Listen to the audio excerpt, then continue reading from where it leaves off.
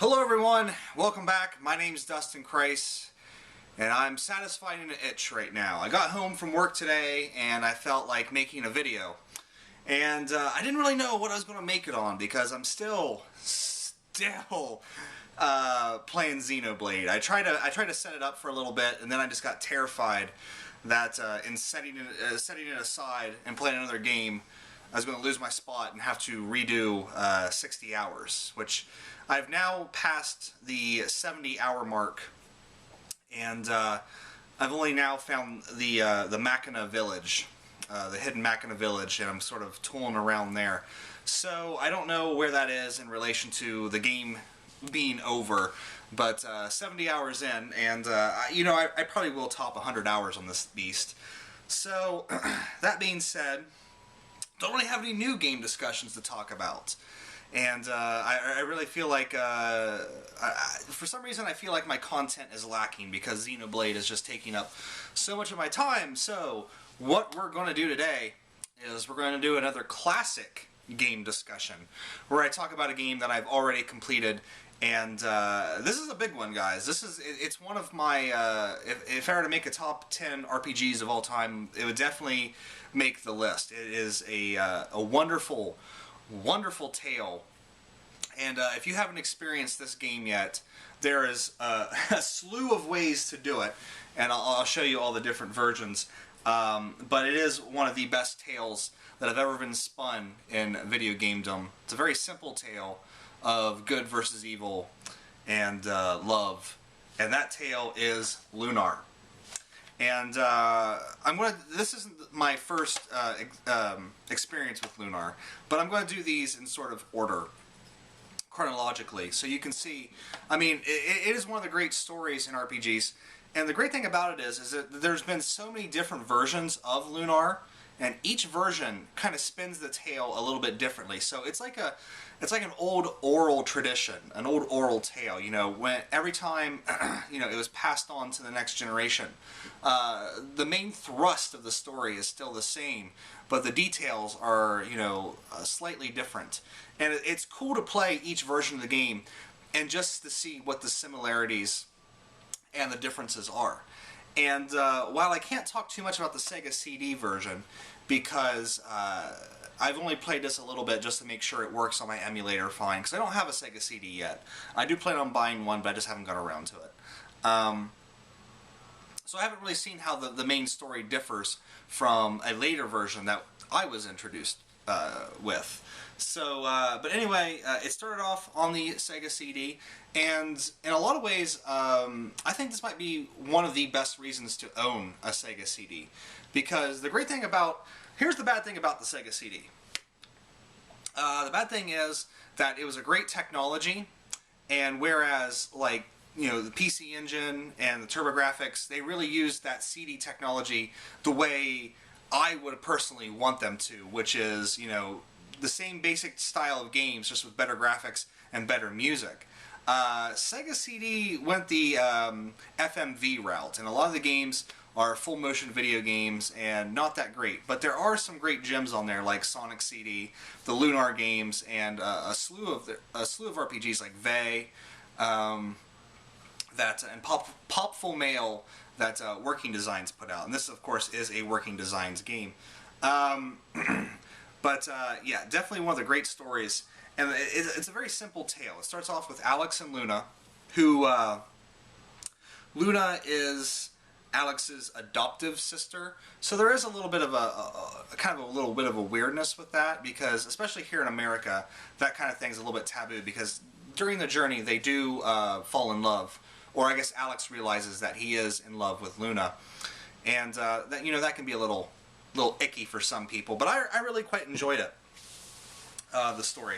And basically Alex wants to set out to be the next Dragon Master, and it starts off as a simple journey with Alex, Luna, and their friend Rasmus, and just to go to a cave and sort of start this, childlike journey to become the next Dragon Master. Kind of like when you were a kid, playing with your friends and doing stuff. And from there on, it spirals, and of course, into this huge world-changing story that I really don't want to spoil it, but really is quite excellent in a very classical sense. It's a very classical RPG story, so you're not going to get a lot of the subtleties of we'll say modern day RPG stories, like I can't even think of anything right now. But anyway, it's a very classical story of good and evil. Not a lot of gray there. You know what I mean? And really one of the great journeys. It's so awesome because it's innocent. There's an innocence to the story. A lot like the first Grandia game. There's really an innocence of the characters and a humor to them that's not present in a lot of RPGs. In a lot of ways, I think RPGs have really kind of lost that sense of humor, and it's really kind of gone over top with all the drama and stuff. It's really hot down here in the basement. Sorry, hold on. Take it off, baby. But anyway, I feel like in a lot of RPGs nowadays, a lot of them are really overly dramatic and super serious, whereas sort of the older RPGs have a real sense of humor to them. And Lunar is definitely one of those games, especially when you start getting into Kyle and Jessica and their interactions. And of course you have Nash, who is just one of the biggest egotists around. He even has the coiffed hair to go along with that attitude. But one of the really great casts of characters. And of course you have your villains, which one of them I don't want to spoil for you guys, because if you haven't played the game, it is a fun little twist when one of the villains finally reveals themselves. But yeah, man, wow. And I remember especially towards the end, specifically on the way to the final battle, there is something that happens in these games that it really kind of tugs at your heartstrings a little bit, because there's an event that happens. I'm going to be talking in really vague terms here for a minute, but there's an event that happens that kind of changes the game a little bit. Not the gameplay per se, but it just changes how the story progresses. And then when you get to the end and you have to try to right the wrongs, and for those people who played the Lunar games, I'm specifically talking about when Alex has to play his flute or harp, depending on the version you're playing, and awaken somebody from their sort of slumber, if you will. It really kind of pulls at your strings a little bit. And I know that when I was playing it, it really made me think, wow, what a great story. Like, it's one of those, moments in movies that I live for. And I know it's cliche, but whenever I see somebody struggling for somebody else's soul and trying to make them remember, remember their true selves, it just always stirs something in me. And I can't help it. I'm a sucker for that kind of a scene, and I really enjoyed that whole aspect of it. But when you play this game, and if you're thinking about getting into the Lunar games, you really have to approach it with an old school mindset, because it is an old school story. There's an innocence to it. And if you've played modern day RPGs and you go back and play these older games, you might almost feel like these are a little kiddish in some regards. But just strike that from your mind, because in a lot of ways I find that these more innocent RPGs are sometimes the better ones. We can go on and on about the darkness of the Shin Megami Tensei series and stuff like that, but I think for my own personal taste, I prefer the sort of lighthearted approach of, say, Lunar or Grandia or Dragon Quest. I just or even I'm really really happy with the Atelier games, the Arland series, the trilogy of Rorona, Totori, and God, what's the new one called? Maruru? I have it on pre-order from NIS, but I haven't got it yet, obviously. But I find myself liking these sort of cutesy, not so serious RPGs as opposed to like these big, earth-shattering, everything so serious games. And that's what you get with Lunar. You know, you get the seriousness of the events that are going on, but you also get a lot of humor and a lot of really good, not good, a lot of really great character moments and interactions, especially when working designs is doing the script. I find that their writing is usually right up my alley. I have not yet, well, we'll get to that in a second, but let's get back into the games here and talk about the game. So, like I said, it started off with the Sega CD, and I really like the graphics of the Sega CD. Like I said, I am a 16-bit whore. That is my graphical style. 8-bit, 16-bit, and 2D PlayStation 1 style games.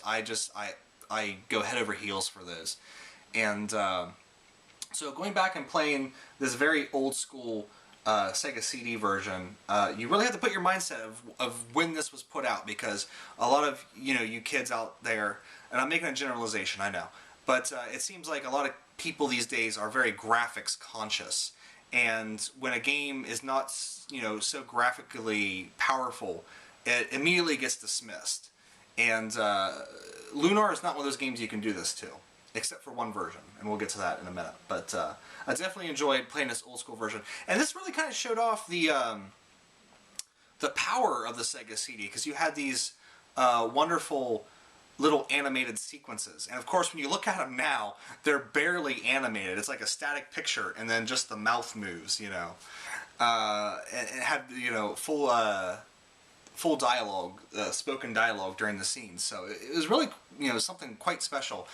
And it really kind of proved how awesome the power of the CD medium was going to be for games. I don't even know if this game would have been possible on a cartridge, but, well, it probably would have been possible, like the N64 era and stuff. But I don't know about the Genesis. I don't think the Genesis could pump this out, but this was not the version that I grew up on, but this is not the first version I played, but it is the first version that was created, so there we go. Got that. So later, the game was ported, oh, actually I should say remade. Let's say remade. Remade for the Sega Saturn, and I do have that version here, and I do intend on playing it. With all new animated cutscenes and a new graphics engine, and this is actually the version, specifically the PlayStation version, which I'll get to in a second, that I played. And I only played it for the first time maybe 3 or 4 years ago. I was really late coming to the Lunar games.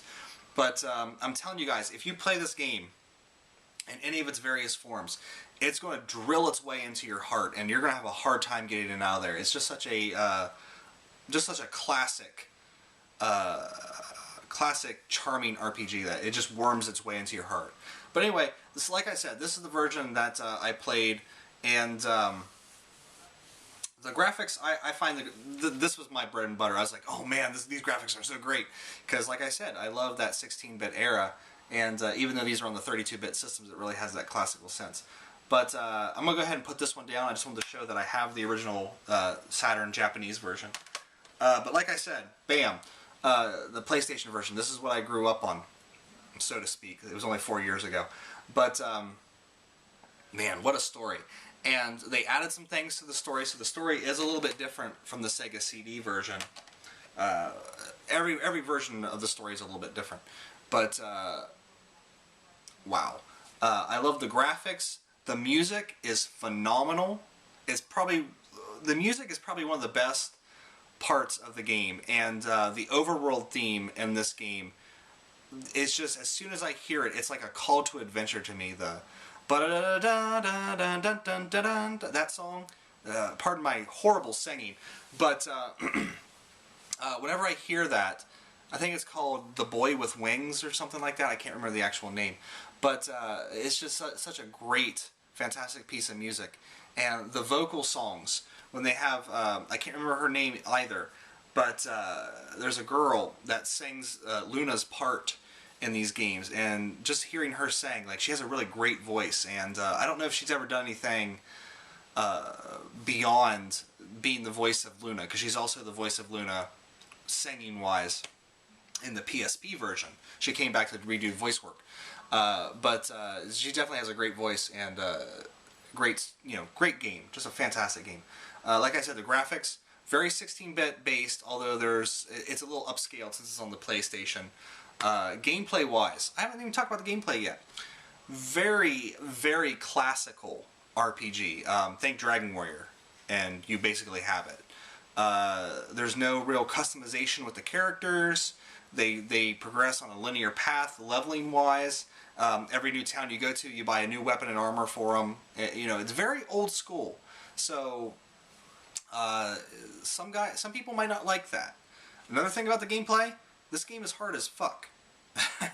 Like, I had a hard time with this, and especially in the early stages of the game. As it progressed, things got a bit easier, but you gotta be on your toes in this, because people, these monsters will wipe you out, and they'll do so with extreme prejudice. And so yeah.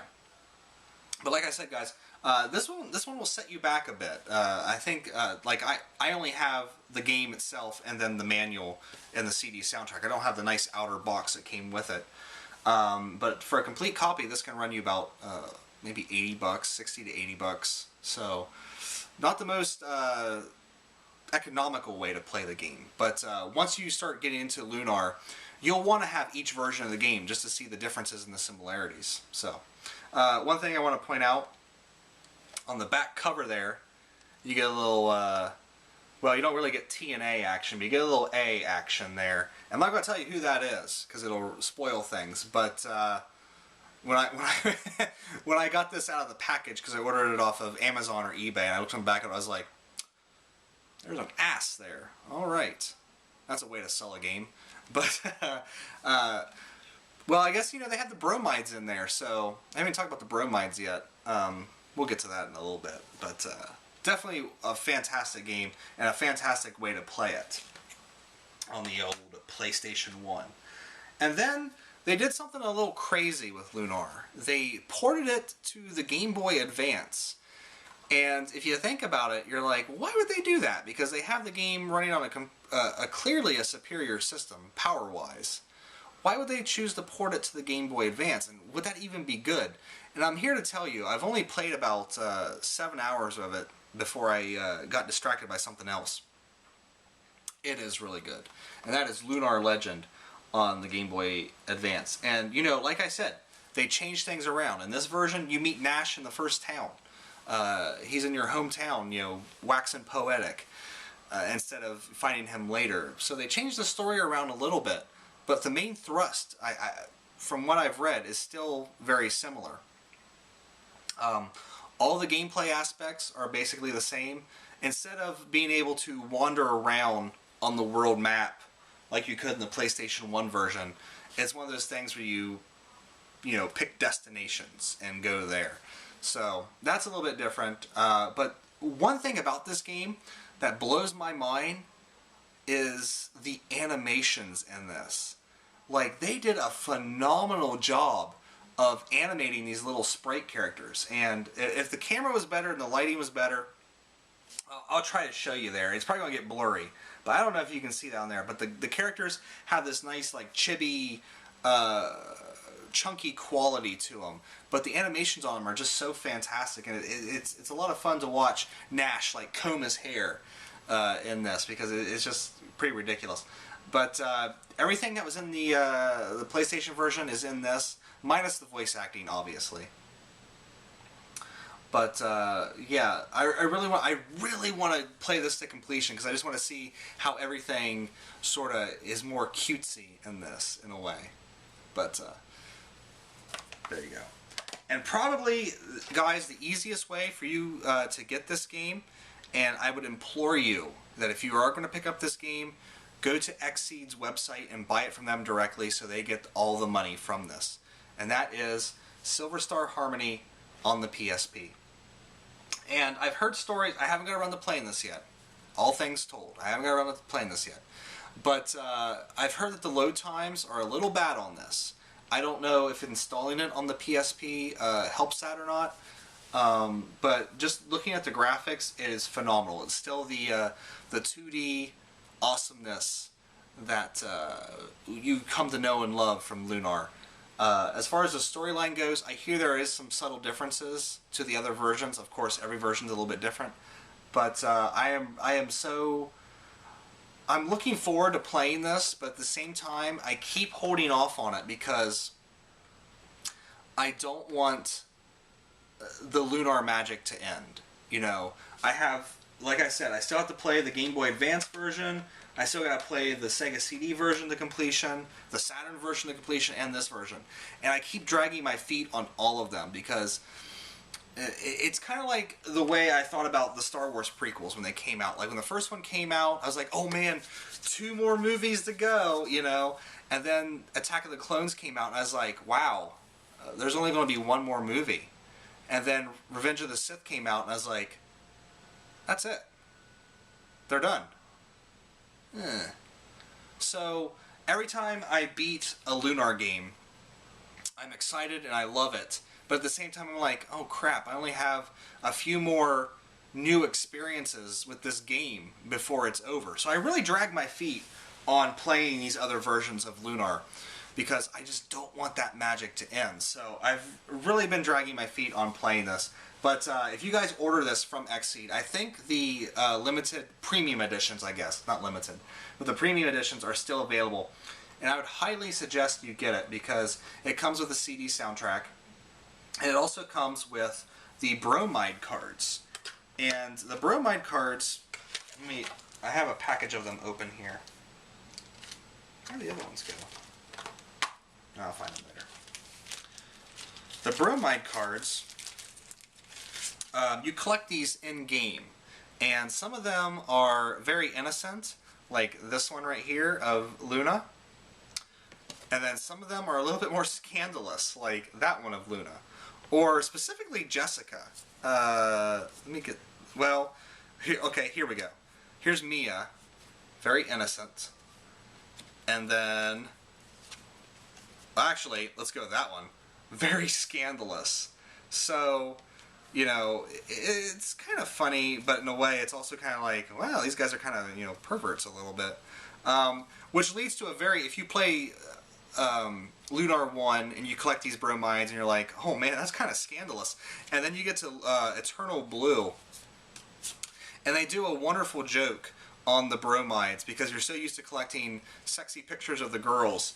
One character gives you a bromide and when you look at it, it sears its image into your brain and you're just like, oh crap, I'm never going to get that out of there. And it's funny because it's very...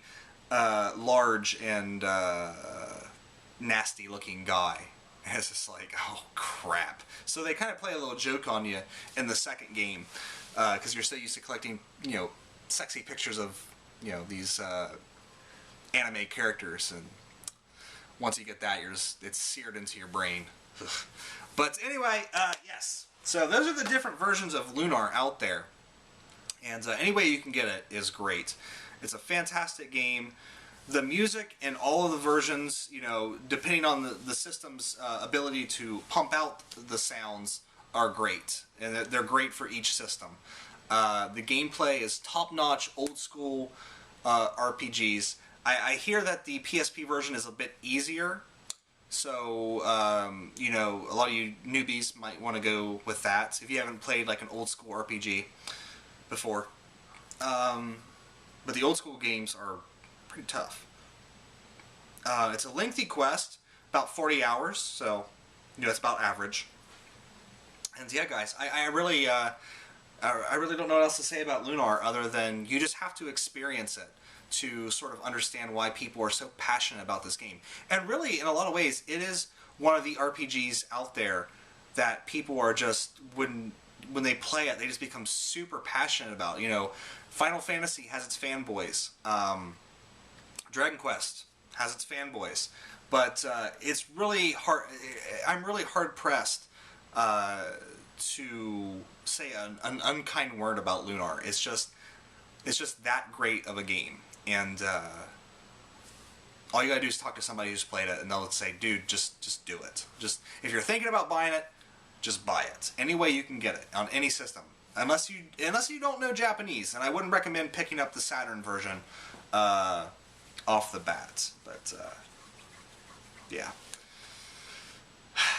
I almost feel like I should talk about Eternal Blue also, because they kind of go hand in hand, and we haven't got a Lunar 3 yet. And that's kind of something I want to talk about as well, because I really don't know how I feel about the idea of a Lunar 3. On the one hand, of course, I would love if Game Arts went back and pumped out another one. But it's been a while. It's been a very long while since Eternal Blue, which, well, when did Silver Star come out? The first one. 94? 92. 92. So let's say, just for argument's sake, because I don't want to get up and go get the copy of the Sega CD version, that Eternal Blue was 94. Of course, that's the English translation. Hell, the Japanese version might have been even sooner. But, you know, that in and of itself is almost 20 years old.